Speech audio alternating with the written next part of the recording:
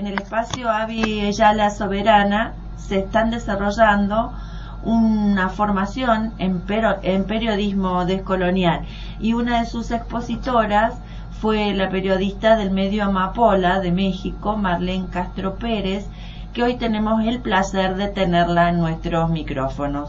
Buenas tardes, hermana, muchísimas gracias por recibir a Radio Rebelde. Buenas tardes y muchísimas gracias a ustedes. Encantada de estar aquí compartiendo este espacio con todos ustedes. Marlene, en el taller que desarrolló ahí en el marco de Avi Yala Soberana, usted proponía abordar la crónica latinoamericana versus el nuevo periodismo. Nos gustaría que le contara a nuestra audiencia cuáles son las aristas de esta comparación o los lugares de encuentro que tienen estos géneros de escritura. Muy bien, bueno, primero, eso que se llamó el nuevo periodismo, que surge a finales de la década de los 70, se dice que surge a finales de la década de los 60, es un tipo de periodismo que utiliza los recursos estilísticos de la literatura. Y los hechos son reales, pero se hace de todos estos recursos y herramientas de la literatura que tienen los literatos para contar los hechos que ocurrieron en un espacio y en un tiempo determinado. A eso le llamaron nuevo periodismo.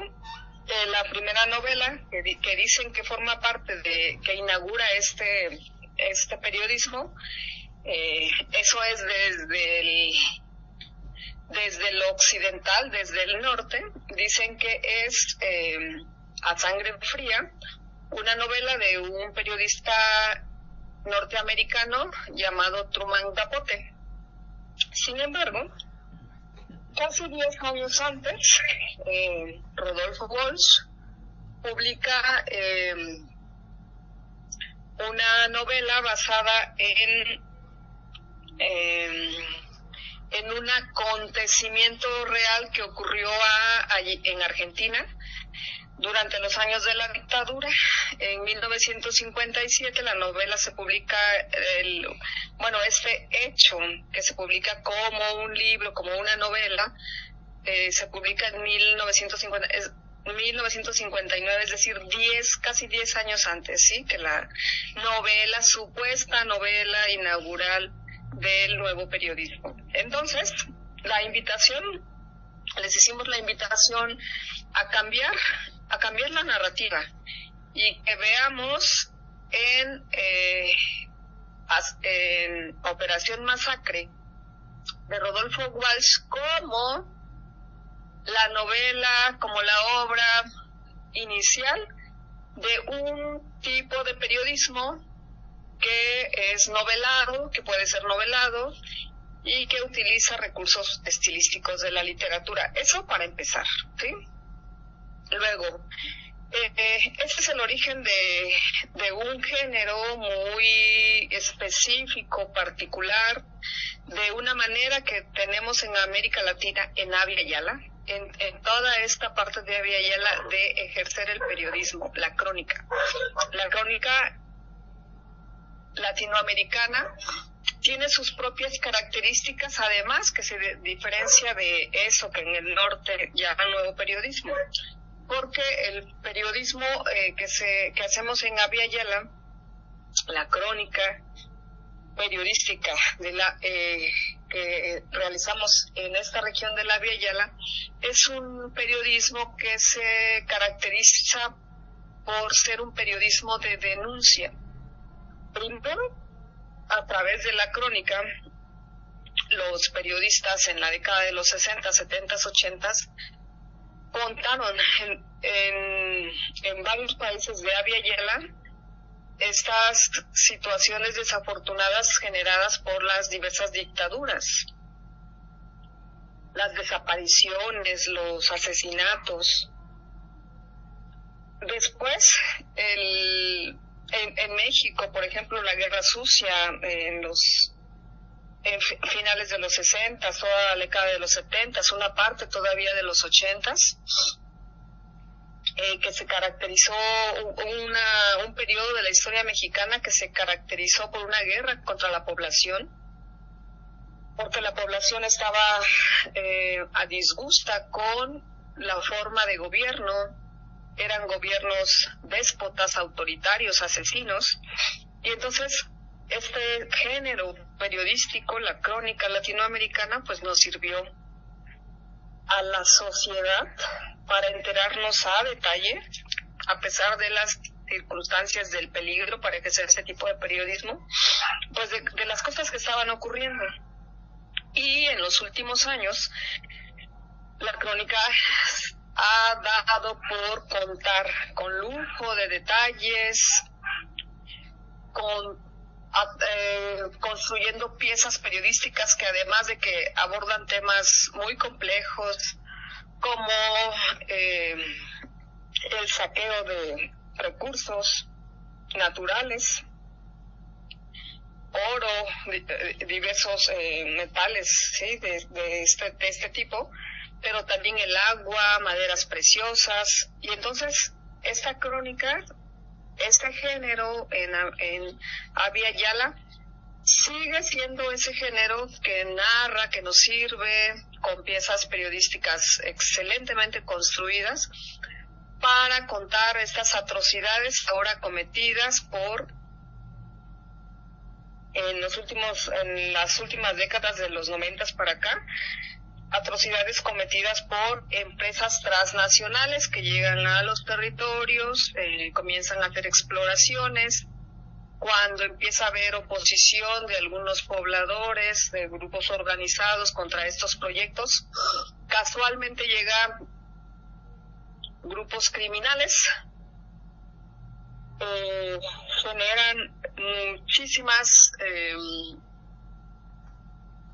cosas que tienen que ver con la violencia en diferentes manifestaciones, desaparición de personas, asesinatos, que la gente no tiene, que el único recurso que tiene la gente es pues salir de sus comunidades y dejar todo. Y entonces las empresas transnacionales ya no tienen ninguna oposición a sus proyectos y los desarrollan. El asunto aquí es que mientras la población no puede vivir ahí por las violencias desatadas por grupos criminales, las operaciones mineras, las operaciones que tienen que ver con la extracción de recursos maderables, con la extracción de agua, esas continúan. Esas operaciones no tienen ningún problema para seguir realizándose. Entonces, este género periodístico que ahora aborda los diferentes extractivismos y las grandes dosis de violencia que acompañan esos extractivismos, pues es un género con estas características, es algo muy particular de América Latina, porque los periodistas, las periodistas, estamos narrando a partir de este género que nos permite mezclar hechos reales con recursos estilísticos utilizados por los literatos, pues nos permite contar todas estas situaciones que se presentan en la región.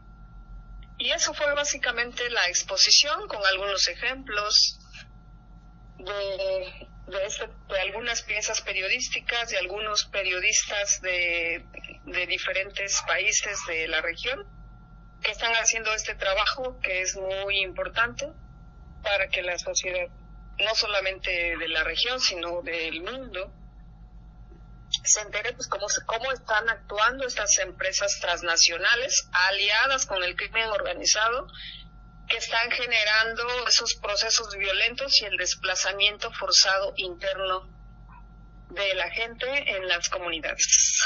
Básicamente sobre ese fue este módulo dentro del proceso de formación sobre periodismo decolonial y comunitario. Hermana, la caracterización que usted acaba de hacer de la crónica latinoamericana la ubica en un lugar de resistencia y a sus actores, a sus actoras, en un lugar también de peligro. ¿Cómo es transitar de la mano de este género la vida periodística, por ejemplo, hoy en México? Sí, así es.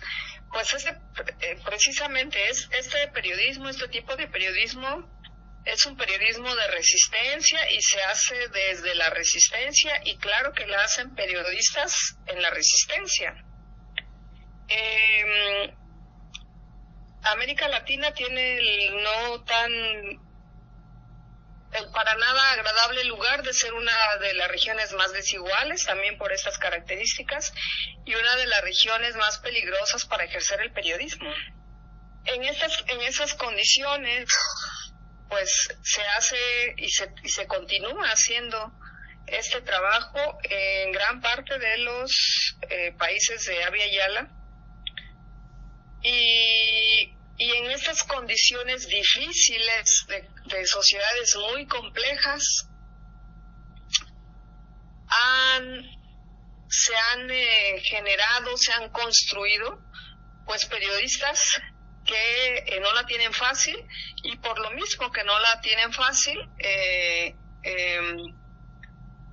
generan cosas muy muy buenas. O sea, las sociedades, la complejidad de las sociedades genera pues, productos complejos, ¿sí? Y el periodismo es uno de esos productos, y el periodista tiene que estar dotado de todas esas complejidades y resistencias, pues para hacer frente a todas estas situaciones complejas de las que informa, de las que da cuenta, en un contexto complejo. Dar cuenta de cosas complejas, el periodismo va a ser complejo también, porque va a corresponder con ese tipo de sociedad en la que estamos inmersos. Marlene, en tiempos de posverdad y cuando la información se ha convertido en una de las armas más utilizadas para construir esa posverdad, ¿tiene la agenda de la identidad indigenista una oportunidad para interesar a las audiencias en una comunicación otra? En el caso de México, estos contextos de los que damos cuenta, pues como ya les decía, son contextos bastante complejos, ¿sí? No hay otra que aún en esos contextos y en esas situaciones pues hay que informar, y pues claro que nos enfrentamos nos enfrentamos. Tenemos a un lado a otros medios de comunicación que por los grandes intereses de las cadenas comerciales televisivas, pues le van a apuntar a dar noticias que van a tratar de distorsionar, de confundir a las audiencias, tratar de influir a partir de moverle las emociones para generar una reacción y quizá hasta una actuación. Entonces, medios, por ejemplo, yo formo parte de un proyecto periodístico, Amapola Periodismo Transgresor. Nuestro medio está en una ciudad que se llama Chilpancingo, que es la capital del estado de Guerrero, al sur de México. Es un medio pequeño que con pocas posibilidades y con un entorno complejo, yo creo, por esas circunstancias, hacemos un periodismo que trata de desmontar esas verdades dichas por las grandes cadenas, ¿sí? Por ejemplo, mi entidad como tal no es una entidad que sea paso de los grupos de migrantes que vienen desde Sudamérica, parte de Centroamérica, para intentar llegar al norte, ¿sí? Guerrero está pegado al Pacífico y más bien este flujo de migrantes viene por la parte central del país. La mayoría de las cadenas, la mayoría de los medios que informan de estos procesos que ocurren en el país, pues dan cuenta de este gran flujo de personas atravesando México, desde el lugar de que llegan a algunos sitios, están ahí unos días, y durante esos días que se establecen ahí, pues se generan, que se interrumpe la cotidianeidad de las personas que son las que viven en esa ciudad, y que además reportan que se generan o crecen el número de delitos, y que después de que se van, además dejan un lugar sucio. Esas son las coberturas de la mayoría de los medios en relación a los migrantes que, arriesgando su vida, buscan llegar a la frontera norte del país. La gran mayoría, por no decir todos, en ningún momento de sus coberturas cuentan lo arriesgado que es para esas personas, pues hacer moverse, tener esa movilidad. Y además, porque se vienen de sus países. Algunos son desplazados, la mayoría son desplazados económicos y ambientales, porque en sus países las situaciones están tan complejas después de proyectos extractivistas, con muchas violencias, que ya no hay empleos, y la única esperanza que tienen para seguir existiendo, pues es salirse de sus lugares de origen, atravesar varios países para llegar, pues, al norte. Esas son las coberturas, de ese tipo de coberturas estamos hablando, y se convierte en una verdad. Y otros medios, pues hacemos una explicación diferente de este fenómeno, sin ver al migrante como un enemigo, sino más bien como un sobreviviente, tampoco como una víctima, porque es disminuir su potencial, sino más bien como un sobreviviente de procesos complejos que vivieron en sus países, y además un sobreviviente de este camino difícil que eligieron de, contra todo, ver la posibilidad de llegar a un lugar donde creen que la vida puede ser posible de diferente manera. ¿Cuál es su mirada acerca de los desafíos que tiene la crónica latinoamericana en tiempos de inteligencia artificial? Ok, sin lugar a dudas, los periodistas, sobre todo de medios alternativos, independientes, vamos a enfrentar una nueva circunstancia difícil y compleja que tiene que ver con la inteligencia artificial, porque de por sí este asunto de la competencia por informar mejor, pues es diametralmente opuesta por el acceso a los recursos que tenemos medios pequeños con grandes cadenas, ¿sí? Pero además, si ahora en muchas redacciones están incluyendo la inteligencia artificial, lo que implica que que un número importante de reporteros y reporteras sean despedidos, que ya está ocurriendo. Además, estamos enfrentando que pues esas grandes cadenas nunca le dicen a la audiencia: esta información es generada por inteligencia artificial. Debería de tener esta información, esa advertencia, y los sectores de la sociedad deberían estar exigiendo a las grandes cadenas de comunicación que tengan como parte de sus principios éticos actuales que se les informe cuando pues estos reportajes, estos textos o estas piezas, ¿sí? De diferentes piezas, hasta sonoras, audiovisuales, se generaron por inteligencia artificial.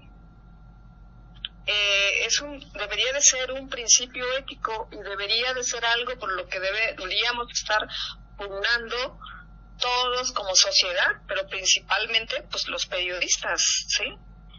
Que vamos a enfrentar una competencia todavía más feroz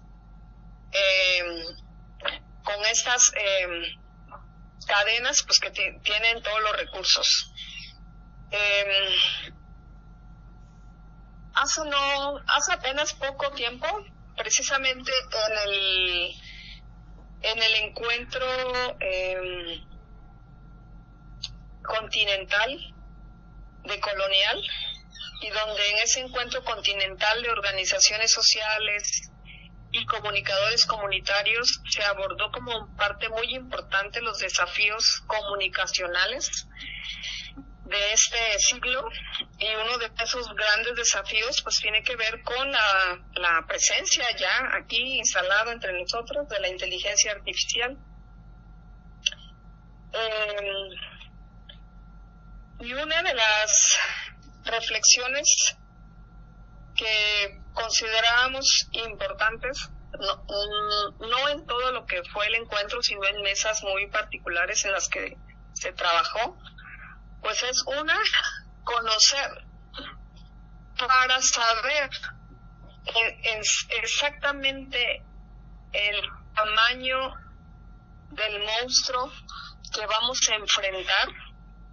Es conocer primero la herramienta, ¿sí?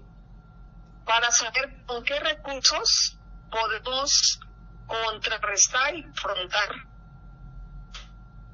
esta producción de información por inteligencia artificial. Pero bueno, hay algo que sí es una verdad y una realidad, que la información generada por inteligencia artificial no va a conseguir sustituir a los periodistas que realizan su tarea todos los días, convencidos de que lo que están haciendo es un servicio y un aporte, y como lo hacen convencidos de que es un servicio y un aporte, esas líneas que escriben, esos audios que graban, van ahí en todo eso va plasmada su emoción, su corazón, su inteligencia como seres humanos, y la producción que surja de la inteligencia artificial pues nunca va a poder conectar a partir de estas circunstancias con la audiencia, porque ahí no hay emoción, ahí no hay corazón, ahí no hay entrega. Entonces, bueno, si enfrentamos esto, lo que yo decía es, bueno, simple y sencillamente hay que tener la claridad que es una resistencia más que se va a sumar a las resistencias que ya venimos enfrentando de diversos tipos y en diversas altitudes. Volviendo a la agenda del indigenismo que nos interesa en particular, hermana, ¿cómo cree usted que la cosmogonía de los pueblos indígenas puede convertirse en una alternativa informativa que no tenga que ver con la actualidad que imponen los medios hegemónicos? Nos pasa en Argentina, por ejemplo, que la comunicación con identidad se dificulta mucho porque existe una matriz que ubica a los pueblos indígenas en un lugar folclórico o en una nota de color, pero no refleja su cultura. ¿Cuál cree usted que es el camino que deberían construir los periodistas con identidad para no perder la calidad informativa cuando se transmite cultura indígena, por ejemplo?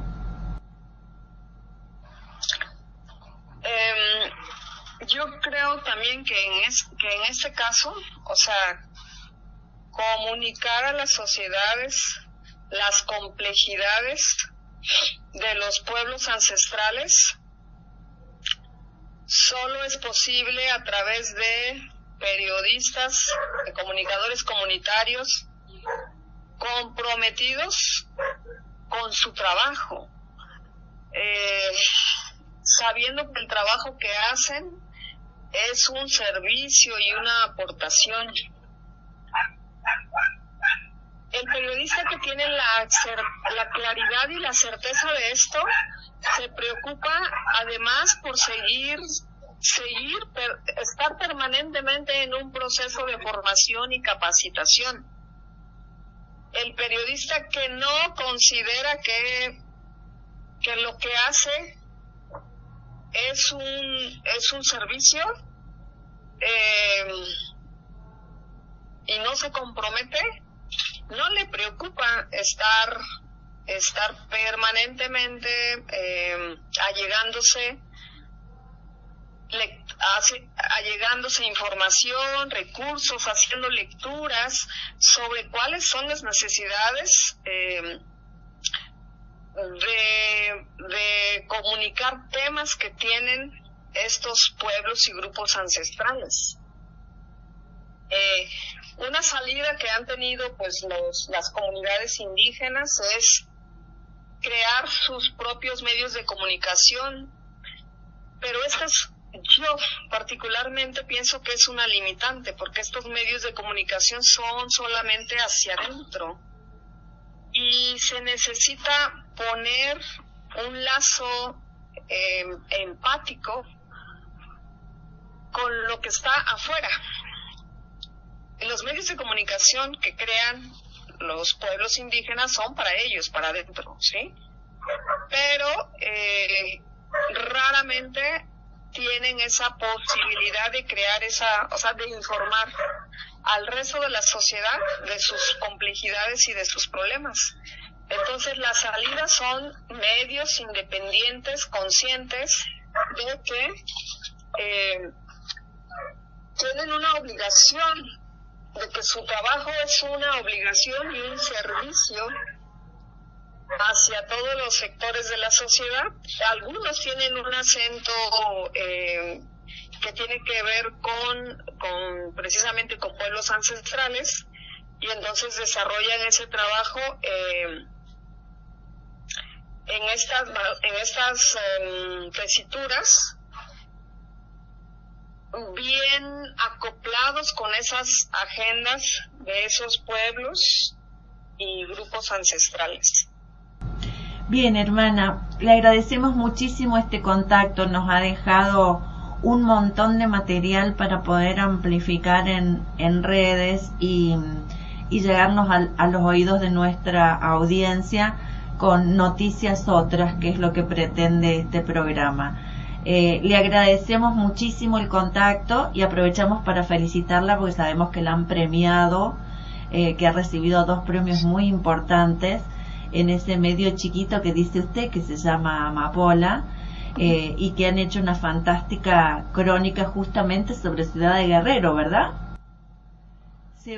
¿Cómo vivimos en este estado el proceso electoral que acaba de pasar y que permitió renovar gran parte de de los gobiernos en las casi tres cuartas partes del país, y bueno, el espacio más importante, que es el de la presidencia de la República, que fue la elección por la que llegó la actual presidenta Claudia Sheinbaum. Es un trabajo sobre cómo vivimos en Guerrero, asediados del crimen organizado, esta elección. Un hermoso trabajo seguramente que vamos a buscar para poder informarnos y poder adentrarnos mejor en la crónica latinoamericana que nos ha descrito hoy. Muchísimas gracias, hermana Marlene Castro Pérez. Muchísimas gracias a ustedes y muy feliz y complacida de que me hayan extendido esta invitación para poder compartir esto que sentimos y que hacemos todos los días, de lo que es y debería ser el periodismo.